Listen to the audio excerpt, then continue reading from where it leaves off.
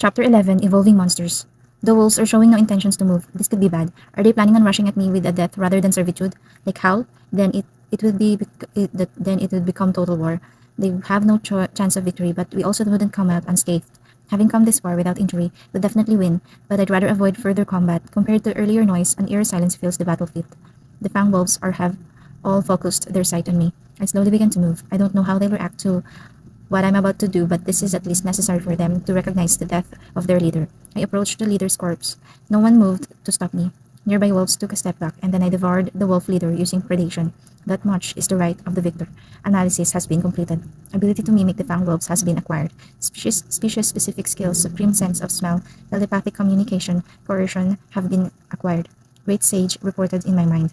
Alright, these guys, though they've just seen their leader eaten, they aren't moving a muscle. Totally thought that they'd either run away in panic or grovel in fear if I went this far. Alright, I did say servitude or death. Damn it. Adrenaline rushed to my head, and this is the result. Well, only one thing to do, I guess. I'll give them a way out. With that thought, I mimicked the Fang Wolf and Guru Oon. While activating coercion, I howled out, Kukuku, hear me. I'll let you off the hook this once. Those who would not obey, leave now. So I declared to the wolves. With this, even these moths should have the courage to run, or so I thought. We as one shall follow you. They responded and knelt before me, though honestly they really looked just like a bunch of tired sleepy dogs. In any case, they seemed to have chosen servitude, so when they were motionless they were busy discussing this, and with that the battle of the goblin village had concluded. Or so I'd like to say, but it wasn't over yet. What came after reconciliation and repairs was far harder than the fight itself. Who the hell ordered this house to be destroyed and the like? What to do next? And what to use for the goblins' beds? And who'll walk the dogs? Though many of them had died, there are still about 80 remaining. About that, well, let's just say the day is done. Leave all the thinking for tomorrow. Thus, for now, I ordered the dogs to stand by and went to rest by the goblin's bonfire. Thus came morning. I thought all night and finally came up with make the goblins look after the Fang Wolf's plan. The goblin fighting force number 74 members. No casualties from the battle. There were some scratches, but that's the extent of their injuries. Of the dogs, 81 remain. There were many injured, but with immediate treatment, they have begun recovery. Even without further meddling, they'll heal nicely. That's how potent their recovery ability is. After waking up, I had the goblins line up. The kids and elderly wanted to sneak a peek, but with no houses around, they really stood out. The village chief was waiting by my side. He seems to intend to take care of me, which is nice and all, but there's no way I'd be happy getting an old goblin's attention. That much is dictated by my aesthetic sense. That is, no matter how many times I reincarnate as a monster, my tastes I shall not yield, and as cute things don't exist in this village, so I'll just have to give up for now. Then I lined up the wolves in front of the goblins. Now then, so guys, from now on, I'll have you become a pair and proceed together. I wait for their reaction. However, showing no intention of making noise, they simply await further instructions. No one seems particularly repulsed by the notion. This is good. Good so far. This is going good so far. You get what I said, right? Make a group, one goblin and one wolf. When I said that, the goblins and wolves sat by each other and exchanged glances, and Guga, please take care of me. Go, likewise. This is how quickly they got along. This is the yesterday's enemy is today's friend type of thing, I guess. And that's when I got the thought, they are nameless, aren't they? Calling out to them would be really inconvenient, and while glancing at the goblin wolf pair, Chief, it's really inconvenient to get your attention, so I was thinking of giving you names. Would that be fine? Every head turned to me, and every eye focused on me when I said that line. The same was true even for the civilians. Would you really bestow such honor on us? The head asked, overcame by awe. What's with this excitement? Yeah, if it's okay with you. I was planning on giving you names. The moment I finished the sentence, as if they were all holding their breath, the goblins shouted for joy. What's up with them? The situation is basically great excitement. If they wanted names this much, they should have just come up with ones. That's how carefree I was then. Let's start with the chief. First I asked for his son's name. It was Rigor. And so, I named the chief Rigordo. Not that the name had any specific meaning, I just thought it sounded good. Were his son around, I'd call out to him, Rigor, and the chief would reply, Do. When I said that as a joke, he suddenly got very serious. Moreover, to have been honored with the name of my son, please permit these tears of gratitude. How much he exaggerates. To give him a name on a whim kind of makes me feel guilty. But oh well, and the feeling went away. Continuing, the goblin leader will succeed his brother's name. I could add the second to it, but it sounds like a pain, so he's now Rigor. And when he's called such, he falls prostrate as if praying to me. Really, these guys are take things too seriously, like father, like son, I guess. And while I'm at it, might as well go through the parent-child groups first. Then I named the single goblins and the orphans. I wonder if they guys will continue reusing these names in the future. With the birth of a grandchild, the chief will probably be called Rigordodo. And with the great grandchild, the infant will be called Rigor and the chief Rigordodo. Seriously is what would be appropriate to say then, but oh well. And like that, I gave them names. Then they said to me, Rimura-sama, we have no words to express our gratitude, but are you sure that this was all right?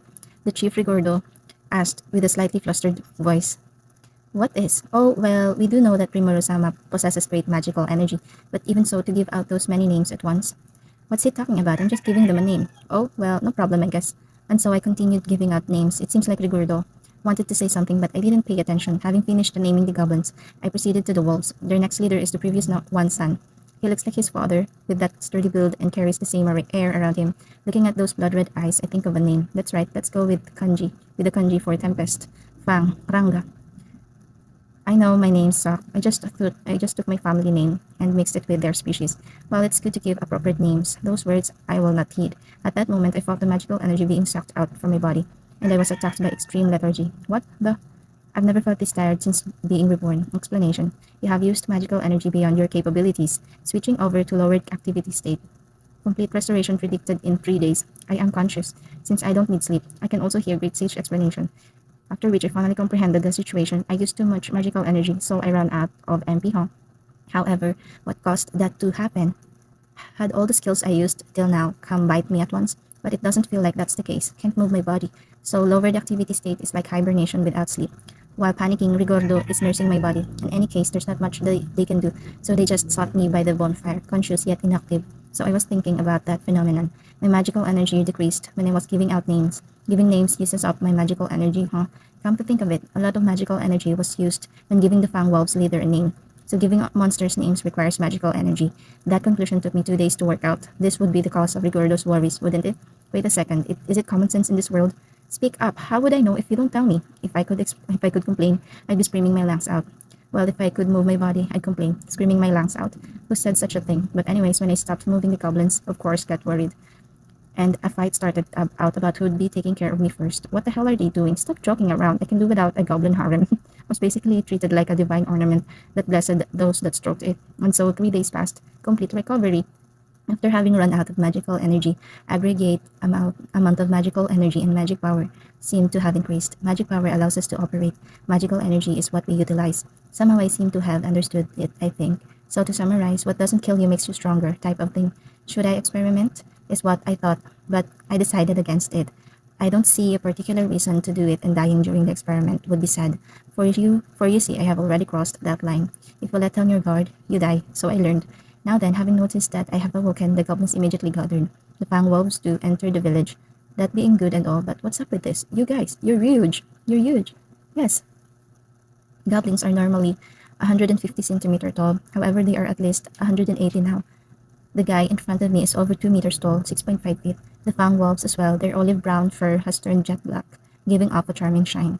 Furthermore, they are now 3 meters in length, about 10 feet. Last I saw them, they were at most 6 feet, 6.5 feet, and silently walking over here, giving out a strange aura, was a 5-meter long wolf, 16 feet. Damn, that's scary. And my master, your recovery fills me with endless joy. He fluently said, that can't be. Ranga, right? What the hell happened here these days? While I was at a loss, the monsters filled the forest with the roar of delight. Status. Name, Rimuru Tempest. Species, Slime. Divine Protection, the Stormcrest. Titles, One Who Commands Monsters. Magic, none. Skills, Unique Skill, Great Sage. Unique Skill, Predator. Slime-specific skills, Dissolve, Absorb, Regenerate.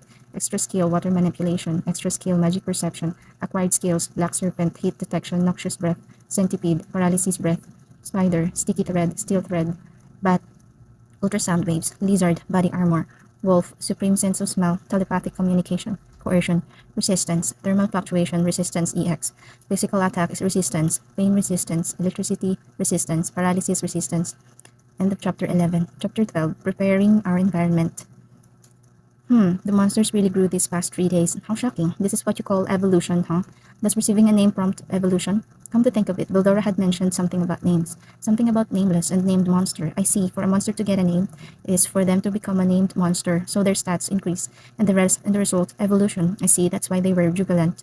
That also explains why I used up so much power. Monster evolution is absurd. Rather than growing up, it's probably better to say that they became a different being. The goblins' eyes sparkle in the light, reflecting their profound wisdom, and directed at the females. What the hell? They actually look feminine. I'm so surprised I can't even scream. Couldn't believe my eyes. Though they were small monsters, resembling monkeys. The males became hobgoblins and females become goblinas.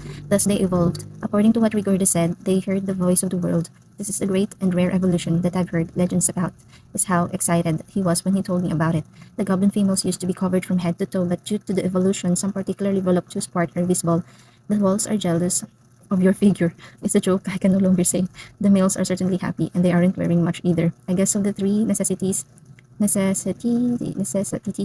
of life, well, have to figure out clothing first.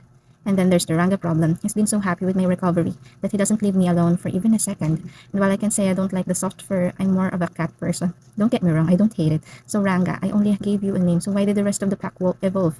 That's right, as soon as I gave Ranga the name, that unpleasant incident occurred. My beloved master, we of the Fang Wolves are many as one. The name you bestowed had become the name of our species. I see.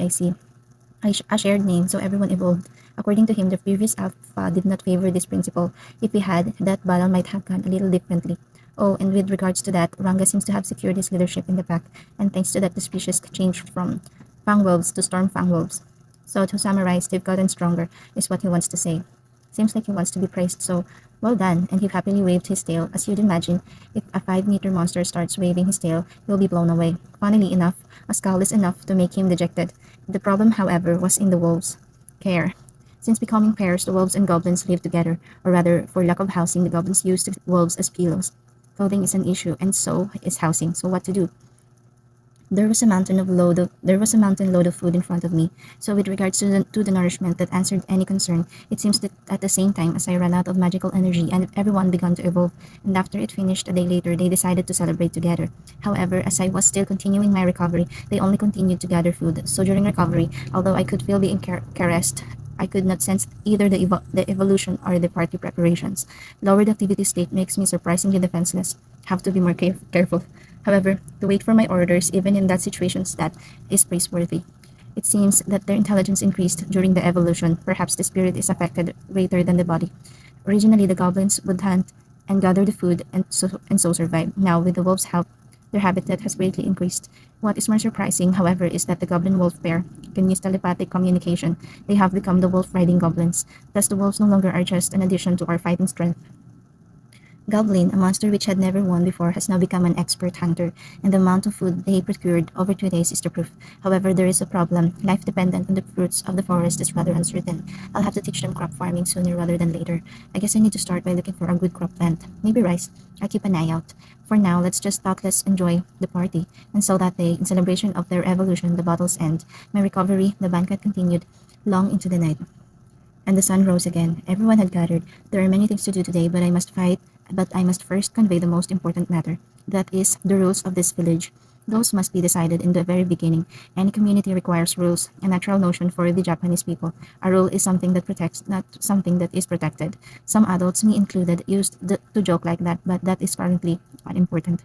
I have thought of 3 basic rules. At the very least, I want to keep these 3. Any other rules they can make and enforce themselves. Has everyone gathered? In that case, I'll announce the rules. There are 3, and I want you all to solemnly swear to uphold them. Having said so, I announced these rules. Number 1, do not attack humans. Number 2, do not fight comrades. Number 3, do not look down on other races. So were the 3 rules. With extra thought, many more rules should be added, but they will be hard to uphold at first. For me personally, I established the most important ones. Now then, how will they react? Is this fine? For what reason should we avoid fights with the humans? So asked Rigor. In response, Rigordo glared at his son with a furious expression. Does he understand my intentions? They really should take it easy once in a while though. Simple. I like humans. End of story. I see. Understood. He understood? Wait a second. That easily? But from what I can see, everyone is content with my explanation. I thought there would be more displeasure with that rule. I guess being wrong once in a while is a good thing. Ah well, humans live in groups, you see. If you reach for them, they might answer with force. It would be difficult to survive if they come at us seriously, and so meddling in their affairs is strictly forbidden. And besides, it would be better if we got along with them. I had nothing else planned, so I decided to also tell them the official reason. Of course, I love humans is the real one. I was a human after all. Hearing my explanation, Ranga deeply bowed. Anyhow, I get what I wanted. He must have his own reasons to avoid humans. Additionally, the hobgoblins expression also read, we hear and obey. Anything else? Do not look down on the other races. what would that mean? Oh well, you guys have evolved and gotten stronger, right? So getting arrogant and acting high and mighty before weaker races, that's what it would mean. Even if you have gained some strength, don't mistake it for absolute power. Wouldn't it be silly if the one you put down grows stronger and takes revenge against you? Everyone listened with enthusiasm. Seems like everything will be fine, and in the future, even with this warning, some are bound to disobey. Even so, I'd be happy if this prevents even just a few incidents. And that's that. Do your best to follow these rules, and that is how I decided this village's new rules. However, a tragedy would later be born from one of these rules. Of course, I had no way of knowing at that time. At the time, I am not omniscient nor possess precognition abilities. Everyone nodded in acknowledgement. With this, a new chapter began for our community. Now then, after the rules, we discussed division of labor. Those who are on lookout duty, those who search for food, a team for gathering raw production materials, and a group for structure and equipment maintenance. I left the lookout duty to the Stormfang wolves due to their telepathic communication. There were 7 wolves without a pair. While considering that Ranga was clinging to me with all his might, there were 6, I guess. I left the observation to them. I'll leave the details to the village chief, Rigordo. Rigordo, I'll have you become the Goblin Lord. Govern the village with pride. Frankly, I'm just giving him all the responsibility. That, in particular, is the one thing I truly want to avoid. However, I also want him to think about it. I used to work as a simple general contractor. Ruling is not for me. And besides, I'd rather not get bogged down at this village and miss the opportunity to visit human ones. I must be adamant about this, even if I have to force him. However, this unworthy one shall happily accept this great honor. Getting choked on tears, he readily accepts. Good, I'd rather be the leader in the name only. The sovereign reigns, but does not rule. A good advice, in my opinion. If need be, I'll voice my thoughts. But really, Ricardo, this unsteady and wrinkled old goblin with one foot in the grave had become a robust and muscular hobgoblin. On a good day, would he be stronger than his son Riguro? I wonder. Geez, monsters really do keep surprising me. Yup, I leave it to you. Oh, and by the way, I've seen your method of building houses. You suck. Frankly, I can't even call those houses. What an embarrassing topic you bring up to tell. To tell you the truth, we have never had the need to build large structures before. Right, well, you've increased in number now. Oh, and about clothing. There are too many holes. Anything you can do about that? We have been dealing with a few groups regarding that. Surely their members would be capable of procuring clothing. Moreover, as skillful as they would surely know house building. I see. As a person from general contractor services, I myself have some experience, but I am at a do-it-yourself level. I am not a jack of all trades, and there's a limit to my abilities. If we meet those partners, perhaps we could hire somebody. Not like we lose anything by asking. Alright, it may be beneficial to go and ask them. So what did you use to make the deal? Gold? No, we did trade some items and belongings we got from adventurers, but that is not an option. Rather than money, we'd barter do odd jobs and thus slowly collect enough money for the trade. All the equipment we own we received from them. Oh, so what race are they? What race are they? The dwarfs. Dwarfs, the expert blacksmiths, the famous race. We must go. In the first place, while the goblins' clothing definitely needs replacement, their armor is likewise falling apart, and although the armor is sure to last for longer than rotting cloth, the sizes just won't fit. So that's another spot for improvement. However, we don't have any equipment dropped by adventurers and no money. What to offer in a trade? Nothing comes to mind right now. I'll go to them. Rigordo, can I leave preparations to you? Please leave it to me. I shall have everything prepared by noon. High tension, Rigordo. I'll leave this to him. He'll probably scavenge around for remaining funds too. This world's currency, huh? I laugh if it's paper. Come to think of it, I myself know nothing about it. If I plan to visit human cities, I must at least know about their currency exchange. Well, let's ask the dwarves about this. So while the goblins are busy with construction, shall we leisurely visit the dwarves? And someday I'll visit a human city. From what I hear, the dwarves live in a pretty large city for a demi-human, but that is for them inhuman, that is. They also seem to have crowned a king, not that the goblins would ever meet him. In the first place, just entering the city is an impressive feat. Discrimination towards goblins, I wonder if this will go well. I, for one, am but a slime. Hopefully they won't be too surprised. While I am worried, I also expect a lot from this visit. It's been a long time since I was this thrilled. Status. Okay, let's skip this status thing. End of chapter 12. Chapter 13. To the Dwarf Kingdom. As Rigurdo had declared, the preparations were complete by noon. Choosing the expedition party was also uneventful. Rigurdo's son, Riguru, was in the top 5 candidates. Of course, Ranga came along. Oh, should I make Riguru the commanding officer? I was a little uneasy about it, but he himself agreed. Rigurdo also seems to have regained his youthful vigor. So maybe I worried too much. And so after I had picked up the baggage, Ranga had me get on his back. Buyo yun. I was buried in his fur, and while the surrounding fur seems to have secured me in place, I still feel the need to use sticky thread. It's times like this that make me regret not having arms or legs, but I guess I can manage with abilities. You see, I secretly practice manipulating the string to defeat an enemy with a web. Isn't that everyone's dream? Whether I'll be able to learn those techniques, I do not know, but I decided to keep practicing regardless. That aside, the baggage held our money and provisions, food enough for 3 days. If the trip takes longer, the plan is to hunt the rest of the way. We could have taken more, but I'd rather avoid bringing a caravan worth of food. Well, I could carry nearly an infinite amount inside of me, but spoiling them is a bad idea. Since I do not eat anyways, that was my decision. For currency, we brought 7 silver and 24 bronze coins, which of course is a meager amount. I don't expect much, if it's not enough. We'll figure that out later. Now then, time to go. At the Goblin Space, the trip to the Dwarf Kingdom takes about 2 months. Through the forest runs the vast Ameld River. Beyond it, a mountain range reveals itself, and it is on those mountains that you will find the Dwarf Kingdom, they said. Other than by the empire to the east, the Jura Forest is surrounded by many countries, and yet bordering no state stands the Kanat mountain range. Thus there are only three trade routes leading to them. One goes right through the Jura Forest, another, the harder, traverses the mountains. The last is a sea route. Currently the Jura Forest route is by far the shortest and the safest, but for some reason it's generally avoided, and so the harder mountain route had been the norm. As for the sea route, the cost and the powerful sea monsters steer sailors away, thus it is the least used route. For now, we have no business with the Empire, thus rather than heading east, we headed north to the mountains. Nor do we need to ascend to the mountain summit. The Dwarf Kingdom spreads all the way to the Amald River. Their capital is a beautiful city, carved inside a natural giant cave. Such is the Dwarf Kingdom. So, as intended, we continued north along the Amald River. Since following the river prevents us from getting lost, though just to be safe, I have opened the map in my head. As for our guide, he was sent as a messenger to the kingdom before, so we left it to him. But man, the Black Wolves Stormfang wolves are fast and show no signs of getting tired. Since we started the journey 3 hours ago, they have yet to take a break, and let's not forget to mention their 80 kilometers per hour running speed. They don't even care about the uneven terrain, and while running in a way as to prevent motion sickness, it's unnaturally comfortable to say the least. At this pace, this probably won't even take a week. Well, there's no need to rush. Certainly, I want to figure out the clothing and housing problem soon, but it's fine if it takes some time.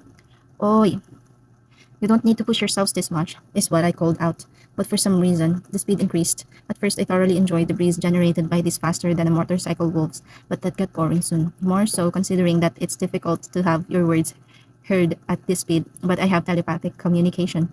Might be good to continue the journey with a conversation, so I connected to their thought network. What will I hear? Riguru-kun. I always wondered who named your brother. I, though for someone like me, don't bother with honorifics. As for my brother's name, he said a traveling man from Devil Race named him. Oh, a devil named a goblin? Yes, though this happened more than a decade ago. I was but a child then, but they say he stayed a few days and was pleased with my brother. Must have been a good brother. Yes, I was very proud of him, to the point of saying I want to one day serve under Devil Belmudo-sama too. The devil didn't take your brother with him? Yes, brother was still young, but he departed with a promise to come back when I got stronger. Is that so? Wouldn't he be surprised if he sees the village now? Certainly. However, I now serve Rimuru-sama. No matter how glorious the Demon Lord's army is, I can no longer join Galmudu-sama. The Demon Lord's army? I think I've heard of them, but never mind that. How come you believe him? As you say, but whether it was faith or conviction, I don't know though. My brother received a name from the devil. He didn't evolve to this extent. Clearly, the degree of evolution is different. Never expected to hear the voice of the world in my entire life. The surrounding hobgoblins would only join in with that right kind of race. Is it really as he says? When you receive a name, you evolve, and the evolution depends on the power of the giver. If I get a chance to experiment, I'll try it out. More important, Demon Lord's army. It actually exists in this world. Will the Demon Lord come to recruit us? Which side should we support? That thought I leave for when he comes. In any case, a hero also exists, and if anyone should fight the Demon Lord, it will be her. Though whether she is still alive after 300 years is a good question. She probably reincarnated a bunch of times by now, and now trains in peace. Let's make a mental note regarding this. Now then, the next conversation is, Ranga, aren't I your father's nemesis? Are you okay with staying by my side?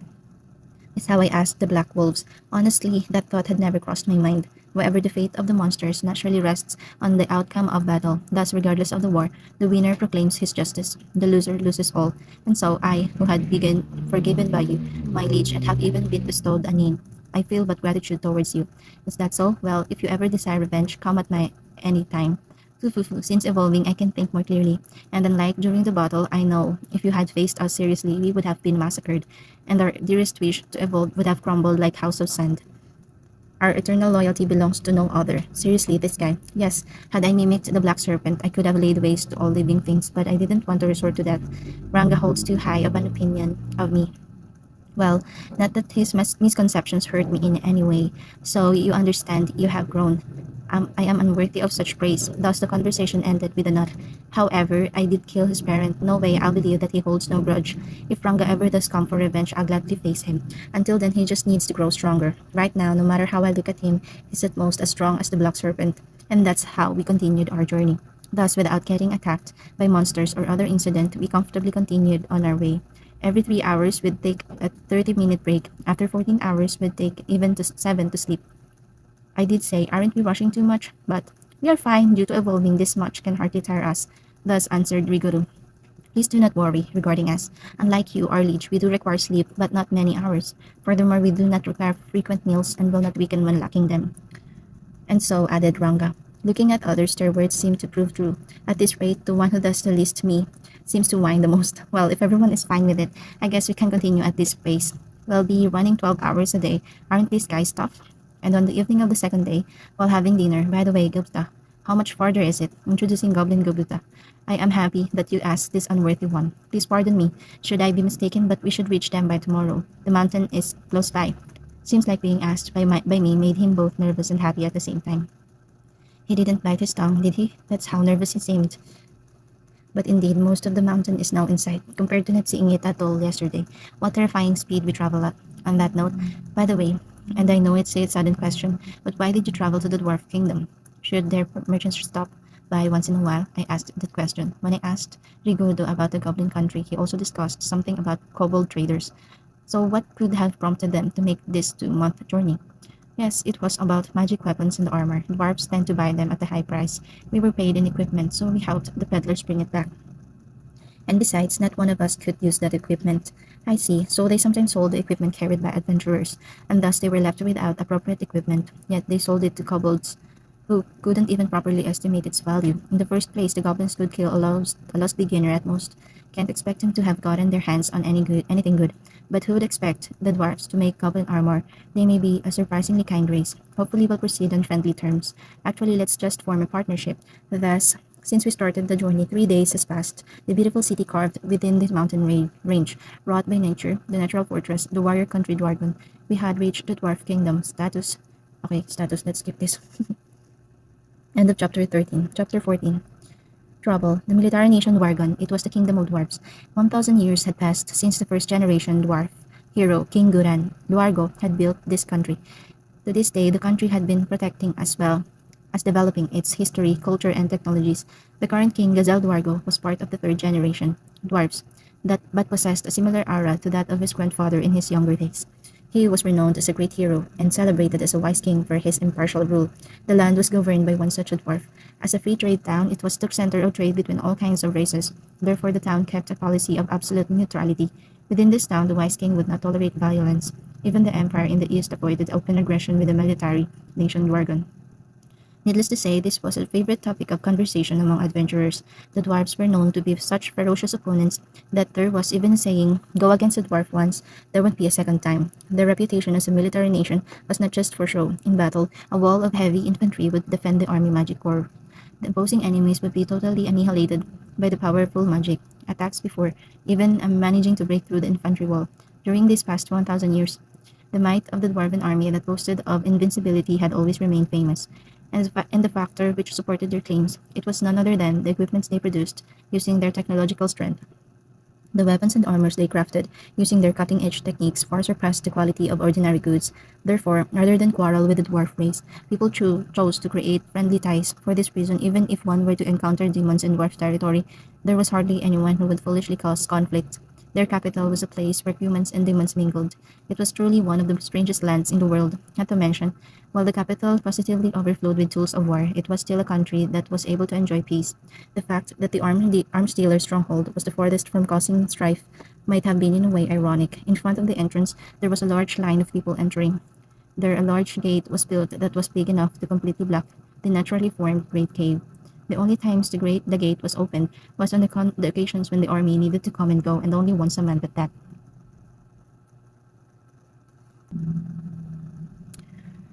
Unfortunately, it was closed today. Below the large gate, a small door was installed for the express purpose of letting people in and out. A line of people was formed on the left side of the passage. It appeared that the right-hand side was a pathway for the likes of nobles and important figures. That's what I assumed excuse me, as I observed my surroundings while lining up on the left side. While waiting, I saw that there was a varied treatment of the people, such as those who received the free pass, while others were taken into a separate room to be checked. Befitting of a military nation, the guards took a firmly defensive stance, although it seemed that you were comparatively free to act when you get inside. Still, the line was incredibly long. It might be that we would spend more time here waiting than we did traveling, but at the moment I was thinking that, oi oi, there's demons in a place like this. We're still not inside, so isn't it fine to kill them here? Hey, what are you doing lining up there? You guys are done cheeky. If you don't want to die, give me that spot. Also, leave everything you have behind, and then I'll let you go this time. Those were really quite the dubious statements. Actually, I think that voice full of ill intent was aimed towards us. Over here, there was no one but me and Gupta-kun. In any case, taking along a group wearing only line cloths those thus make you stand out in a bad way. Rieger had also wanted to come, but I refused. The other group was camping at the entrance of the forest, waiting for our return. And that was why it was just us two, but I wonder if we looked like easy targets. It seemed that a pair of adventurers that didn't want to get in line had their eyes on us. Oi, oi, Kautakun. Do you hear something? Yes, I can hear it too. Did you get caught up in something like this the last time you came? Of course, I was beaten black and blue, then I got picked up by a group of kobold merchants. If they hadn't found me, I think I might have died back then. So you did get involved. Well then, can nothing be done about it? It's something like the fate of victims. It looked like we were in trouble. Moreover, this was a considered a normal occurrence here. I wished I'd known sooner, as if he had realized my thoughts. Gobta-kun was hanging his head. I had finally gotten him to talk normally with me. But would this one-time mistake return him to his previous nervousness? I was a little worried. Oi, even though you're nothing but a small fry, don't be ignoring me now. Rather than that, isn't the talking slime rare? Don't you think it will be popular in an exhibit? The two continued making their annoying conversation. I vaguely felt like I'd been told at one time that I had a Buddha-like deep compassion, but this was making me angry. Gobtakun, do you remember the rules I said before? Yes, of course. I see. Well then, for a while, I want you to close your eyes and plug your ears. You must not ever look this way. I don't understand, but roger that. Now, let's see. I was the one who made the rules, yet I would be breaking them first. If my group came to know of this, it would be bad from an educational standpoint. Since I made sure that Gobtakun, who was in the way, closed his eyes, let's begin clearing the trash. At that moment, the man on my right shifted his line of sight. Further checking my surroundings, I saw a group of three grinning amongst themselves as they observed the situation from afar. The two in front of me was a swordsman and another man wearing lightweight equipment. Most likely, he was in the profession of thieving. In the group of three, there was two that were wearing magician or priest-like robes, and the large warrior. I made a prediction all of them were in the same party, and these two in front were meant to chase us out, according to their plan. Afterwards, the other three would follow and kill us as we ran away, and then innocently regroup with the first two. I dare say that this was the scenario that they laid out. In this way, they must have killed the weaker demons and stolen their belongings. It was well thought up. However, this time they picked the wrong opponent. Oi, oi, you should patiently wait for your turn. I'm a very tolerant fellow, so it's not too late for forgiveness. Hurry up and line up from the back. I began provoking them. In that instant, the two in front of me were bewildered and their faces quickly turned red. These guys had a short tempers. Putting up a front when you're nothing but a shitty small fry demon. Don't get cocky. Oi, oi, you're as good as dead now, even considering sparing your life, if only you gave up your belongings. They were reciting the kinds of lines suited to petty underlings. Hey, back when I was a general contractor, if you couldn't manage to make scary green-faced uncles dance to her tune, you just weren't fit for work. Among those uncles, there were even some that had playfully scribbled things, tattoos on their body. The feeble threats of a greenhorn was nothing more than passing wind. A shit of small fry demon, were you talking about me? Of course, it's about you. The likes of a slime is a small fry among small fry. Hurry up and get over here. It looks like you can talk well, so I'll turn you into a demon slave without killing you. A demon slave? There was something like that. Leaving that aside for the moment, the nearby merchants and adventurers were starting to notice the disturbance we were causing. I had to gather more attention, although I don't know if such a thing as legitimate self-defense would work here. It would be great if even a few people could testify for me. However, was there no kind human who would yell, "I'll save you," and come dashing out? If I was a beautiful girl, there might have been someone that like that, but I guess it's unreasonable to expect for a slime. Calling me a small fry over and over, you sure talk arrogantly. Moreover, me a slime. No matter how I see it, you're definitely a slime. Damn you messing with me. I can't forgive being made a fool of by a weakling like you. I'll kill you after all. After saying that, the two readied their weapons. At last they were about to come at me. Oh boy, the first humans I got to talk to was like this. Such a bad luck. To think that demons were friendlier. The people nearby had begun moving away to watch in a circle around us from afar. Perhaps the guards had also noticed the uproar which might have been why they distanced themselves in such a hurry. Now then, I literally moved forwards and said, "Cuckoo. You say I'm a weakling, a slime? Since when did I become a slime? Or are you just confused?" I deliberately spoke as if to imply something else. It was true that however you looked at it, I really am a slime. That was obvious from the very moment I was seen as a slime. But this was an act, probably. What did you say? Don't get carried away with bluffing. If you're not a slime, then show your real form already. After you're dead, you won't get to make excuses. It seemed they would wait for me to transform, just as I planned. Even as a slime, I believe I could win against them. However, holding back would be hard, so I might end up accidentally slicing them right in half. It was difficult to adjust my strength to the degree of only knocking them out. Alright then, I'll let you see this true form of mine. This isn't even my final form. As I shouted, I also loosed a sinister aura to hint at my power. Of course, only a little bit of it. I checked around me to see if anyone had sensed that small amount of aura. Among the people watching us from far away, only a few had noticed. The two idiots before me and their companions showed no sign of being aware of it. These guys seemed to be all bark and no bite. I was done with observing the situation now. Now then, what should I turn into? From my body erupted a thick fog. It completely shrouded my form, and after a while it cleared away to reveal a different demon, a black wolf. Oh, I remember the last time I used predation and transformed afterwards. I had taken the form of a fanged wolf. Right now, I had black fur that was identical to that of the evolved Ranga and his pack. But not only that, my physique exceeded even Ranga's, and there was now a pair of horns on my forehead. My Mrs. Tempest Star Wolf. It seems that if the lineage of the demon I've used predation on evolved, it would also affect my mimicry, most likely related to Rimuru naming them, which makes them family and connected in a way. This must have been a further evolved form of Ranga. I could feel an overwhelming power. I was sure that the idiot pair would run away upon seeing this appearance. But contrary to my expectation, even if you look tougher on the outside, it doesn't change that you're a slime. Oi, oi, did you think we'd get cold feet and run away from just that? They don't realize anything. Oi, oi, you should be able to know the level of danger just by looking. In the first place, if a slime transforms, even if you couldn't tell it if it was an illusion or something else, taking caution is a given. And yet, these guys weren't concerned in the least. Perhaps they were reassured by the presence of their three friends in hiding. The number of skills I could use had also increased. Super olfaction, thought transmission, intimidation, shadow, movement, black lightning. Shadow movement was a skill that Ranga and company was in the middle of practicing. Their goal was to become able to use the skill to merge into the shadow of their partner and instantly appear when called. At present, they were only practicing entering shadows, so there was still a long way to go. On the other, Black Lightning could imagine its power without needing to test it. If I tried it out, the pitiful men in front of me would be burned to black crisps.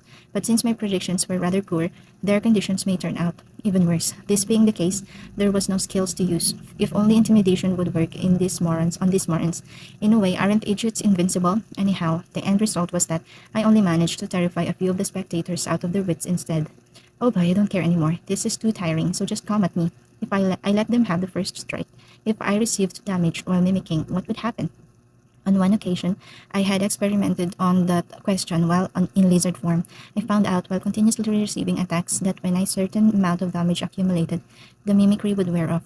Afterwards, there was no damage that had transferred to my slime body. Most likely, it was because the skill Mimesis utilized Mimesis utilized magic essence to create a new body, which was why the main body couldn't be damaged. There were two restrictions on this skill. After Mimesis wore off, I would be unable to transform for the next 3 minutes. And the other was that mimicking a demon required a certain amount of magic essence. The amount of magic essence required was relatively insignificant, hence, it was not an issue, and there was no duration There was no. Wait, where is that? The mathematical exercise required was relatively insignificant. It was not an issue, and there was no duration limit to the skill. To sum up, there wouldn't be a problem in letting them attack me as much as they wanted. In that case, the opponents were strong. I could return to my slime form and escape immediately, and the fight began with them attacking first. Heh, die, rob, windslash. The thief threw multiple daggers towards me, and was that swordsman. Using a skill attack, his sword was glowing green as he swung the blade at me. Clang! Snap! Simultaneously, throwing 3 daggers was quite impressive, but there wasn't enough force behind them to pierce my bristles. As for the swordsman, sadly his precious sword had broken with a snap. Just now, did you do something? Assuming the role of a villain with an air of experience, I enthusiastically asked them in a belittling way. But frankly, the power of their attacks were so weak that my question was rather reasonable. Was that skill nothing but a show? No, no way. Such hard bristles. Real hard, baby. Impossible. This kind of thing, it's impossible. My sword was made with silver. It had a power amplifying effect against demons. Well, of course, isn't silver fragile? What was he even saying? This guy. Oh, you guys help out as well. As if no longer caring for appearance, he called for his companions as I expected. The 3 that were in hiding was a part of their group. Heh, it's the end for you now. My, really, I didn't expect we would get a turn. After a slime's transformation magic, interesting. I'll be sure to dissect it after killing it. For a while now, it hasn't been moving at all. Moving will probably break the spell. How's that? Did I hit bullseye? They were making so much noise while saying whatever they liked. The 5 of them then spread out in a circle around me and began attacking at the same time. The thief slashed at me with a short sword. This time, the swordsman casted a magic attack. Wind sickles, he was surprisingly talented. The heavy warrior bellowed heavy slash as he swung his great axe. The magician also used a magic attack, fireball. The priest was creating a magic shield in preparation for my attack. As a party, it was a balanced formation. Although unfortunately for them, none of their attacks had affected me. I peeked a fleeting glance towards them. Apparently, they were too shocked to make a sound. If it was now, intimidation might have an effect. Adu! Wolf howling. Believe me when I say I'm really sorry about the bad sound effects. I used intimidation on top of my howling, but this turned out to be a massive failure. Even the spectators were fainting over here and wetting their pants over there. To put simply, the situation was a great disaster. Crap, what should I do? This definitely wouldn't end well at all. What about the group of 5? They had taken the full brunt of intimidation at point-blank range. Well, of course, there wasn't really a need to say it out loud, and suddenly I detected the number of dwarven guardsmen that were running this way with magic perception. As for my current state of mind, I gazed at the scene of people soiling their pants with various substances, and I unconcernedly thought to myself while escaping from reality, cleaning up after that mess would really suck, huh? End of Chapter 14. Chapter 15, A Deal with the Guards. I offer my sincerest apologies. I was deeply bowing my head. In my heart, at least, we were being detained in the guard station of the dwarven gatekeepers. After causing an uproar to such an extent, it was somewhat obvious that I wouldn't be declared innocent and released on the spot. The dwarf guardsmen had come rushing over and instantly surrounded all of us that were involved, although my previous opponents of 5 were perfectly knocked out, so I felt like it was just me being trapped in that circle. That was it. That was it. I should secretly turn back into slime and run away. I thought to myself, Eureka! But as I returned to my slime form, the tentative escape, grab, my body was abruptly seized, and then a feeling of being suspended came over me. I was so easily captured. The soldier's son who caught me was smiling with a face that said, Where do you think you're going? But I could tell by the bulging vein in his forehead that he wasn't happy in the least. Why? I haven't done anything, you know. I'm also a victim in this matter. I tried pleading the way Guptakun would, however, it's that right. All the same, I'll listen to your story at the guard station. You'd better not think about running away. He still wore that wonderful smile, even as he warned me. It might be a better idea to just give in. Suddenly, I thought to myself, what's Guptakun doing right now? And when I looked around, I saw that even now his eyes were still closed and his ears covered. That idiot, what was he thinking? No, wait, he was probably not thinking at all. He was a ninny after all. While feeling somewhat amazed, I called Guptakun over, and this was how we were dragged away to the guard station. The order of how events played out that time. First, I was forced into a fight. Second, I transformed into a wolf. Third, I let out a howl at a teensy bit loud volume. How about it? I'm not to blame, right? With that in mind, I sneaked a quick look up at Soldier Son. As ever, he was still wearing that wonderful smile. His bird was a fine match with his good-natured and hearty looks. It's such a pity though, if only those veins on his forehead would calm down. Why was I brought along with you? You idiot. What are you saying? Because you got involved in that mess. We are the ones getting reprimanded. So that's what happened. I'm really sorry. I caused a lot of troubles. Again. Well, it couldn't be helped this time, but make sure to be more careful next time. Oh, alright. Phew, I think I fooled him somehow, but what I used just now was the ultimate skill, shifting blame. Origi- sure.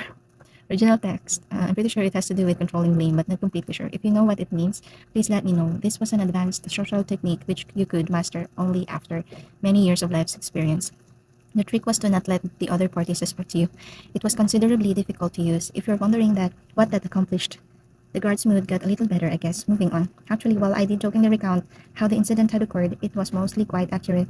Using the information they gained from the witnesses, the guards had also reached the same conclusion as how I had described it. I felt that their attitudes towards me had become softer to a certain extent. Now, about the demon wolf.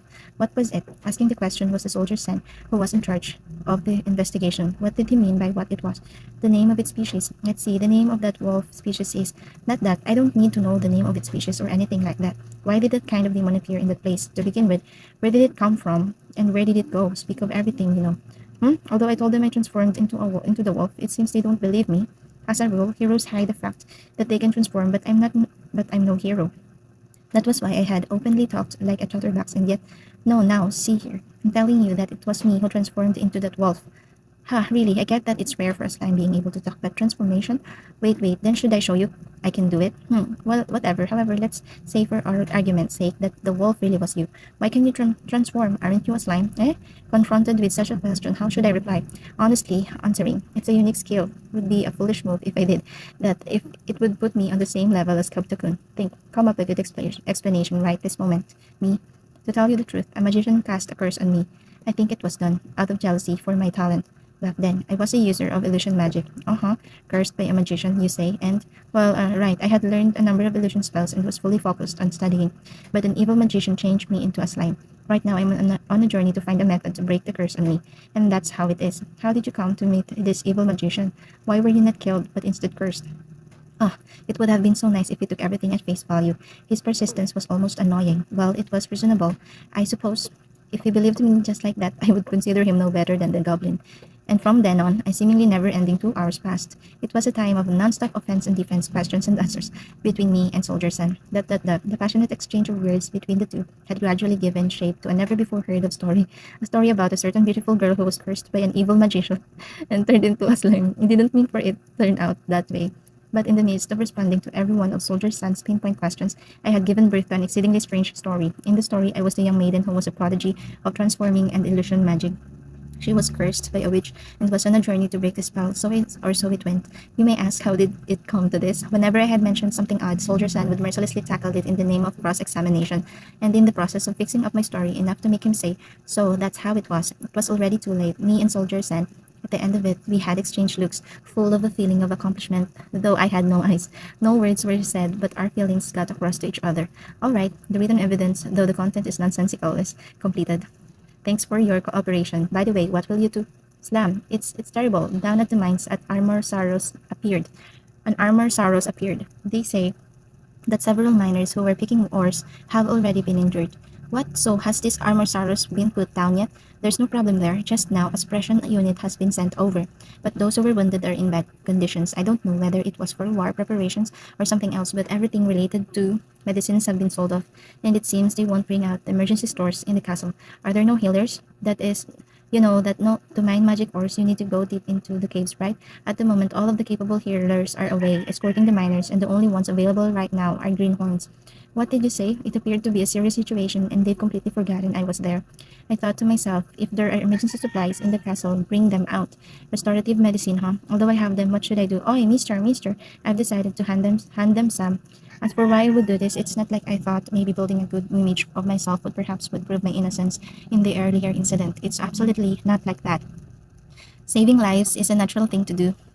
Though I admit I sounded suspicious, but they say that compassion is not for the benefit of others. In other words, something good may happen for me.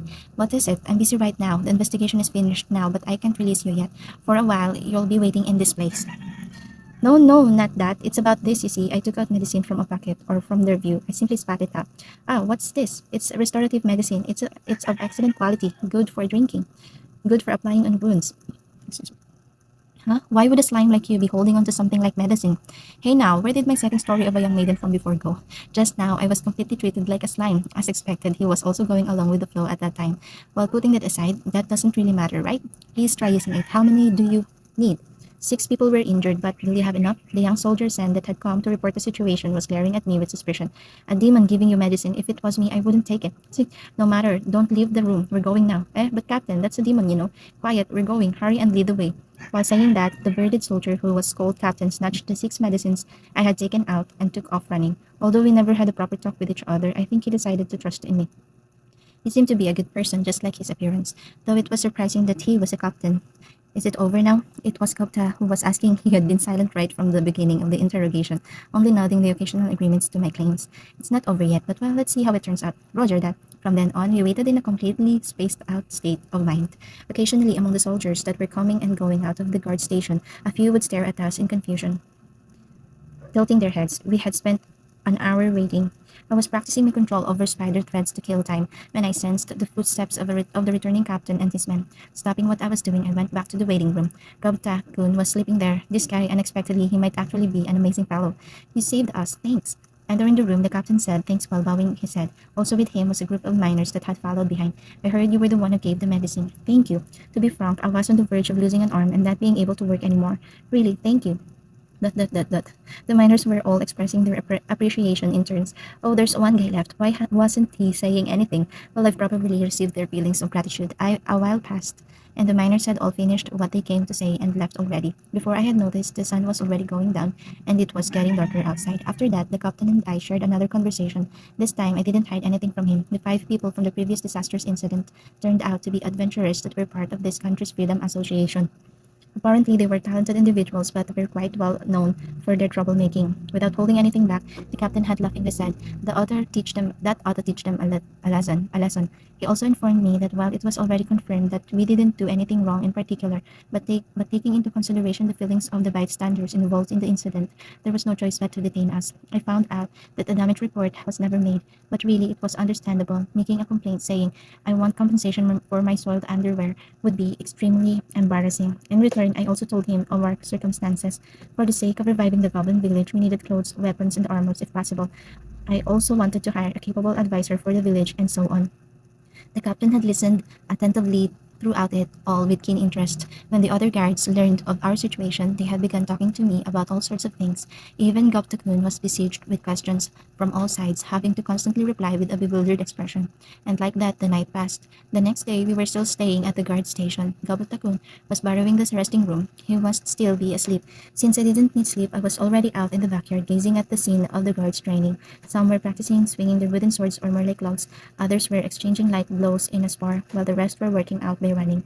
I was literally watching from the sidelines, taking in the situation before me. I simulated in my mind a fight between the various demons I have used predation on and the training guards. It felt just like a game. Still, I wonder if using Great Sage in this way was alright. The way I was using it could be described as like pearls before swine. Be that as it may, it couldn't be helped since it was interesting. There was no problem at all. The result of the simulation, overwhelming victory by the demons. Even when the guards were given a handicap, only a few could manage to defeat the Bat and Blizzard. In a 1 versus 1 situation, the conditions were too favorable for the demons. However, it seemed that in a group battle with 5 to 6 people which made up one party, there were a few party combinations that were able to beat my spider. On the other hand, even with all 20 of the training guards, they were not be able to kill my centipede. In any case, I knew that the men here weren't of the strongest fighters in this country, so perhaps this was a standard level of strength. While I was doing that, Kopsakun has also woken up. The captain was also here reporting for duty. You're free to go. I feel bad for confining you up till now, though we had a reputation to uphold. We ended up taking up a day for of your time. Sorry. No, saving on lodging expenses was very helpful. Hearing that really puts me at ease. As an apology, let me introduce you to a skilled blacksmith. That would be splendid. Thank you very much. Thanks for looking out for us. Regarding the immigration inspection, we were given something of a preferential treatment and it was completed without a hitch. While on the other hand, we saved money on lodging fees. I also expected difficulty in searching for a capable blacksmith, but Soldier San's recommendation solved everything.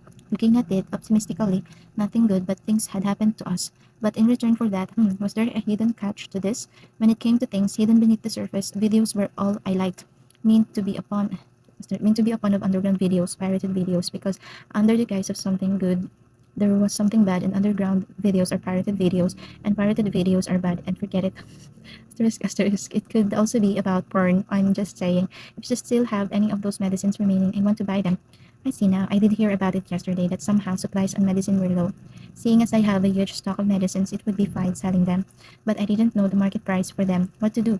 Well, whatever. These medicines didn't cost anything to produce after all. If he says he needs them, then I'll just hand over some. I can agree to that, although I say that I do need them myself. So it depends on how many you need. I'll be fine with just taking the leftovers. Even if only one is left, I'll take it. Isn't that strange? Wasn't he trying to procure a reserve supply of medicines? Having just one wouldn't solve anything in the hour of need. I suppose the need for medicine is just that great. Then how about five? Five? That would be great. And also, did you know that it'll probably still have a good effect when diluted with water? When treating the average injury, just 1/10 of the medicine should be fine. When I explained how it worked, the captain nodded with a face that yelled, I want more. After making sure he understood, I handed over the 5 pieces of medicine, and in return I received a small bag. Opening the bag, I saw some gold coins inside. Although it may not be much, it was everything we could take out. I hope you can let me have them all for 5 coins each. It appeared that 5 pieces of medicine were worth 25 gold coins, but at the present I couldn't tell profit from loss, so I thought to make use of this opportunity to ask about the currency rates. Excuse me, is it not enough? But this is the best I can offer. No, though I'm okay with the amount you gave, there's something I'd like you to teach me. You're all right with this price? Then what is it you wanted to ask? Judging from that reaction, I was ripped off. It might have been fine to push the price a little bit. Well, that's fine. I felt that this captain's son was a good person, so I doubt he took advantage of me to a serious extent. Right now, I have only a small amount of money, but not only that, I have no idea at all about the value of money and the price of commodities. If possible, please teach me regarding those things. After all, being a slime, I'm ignorant in these things.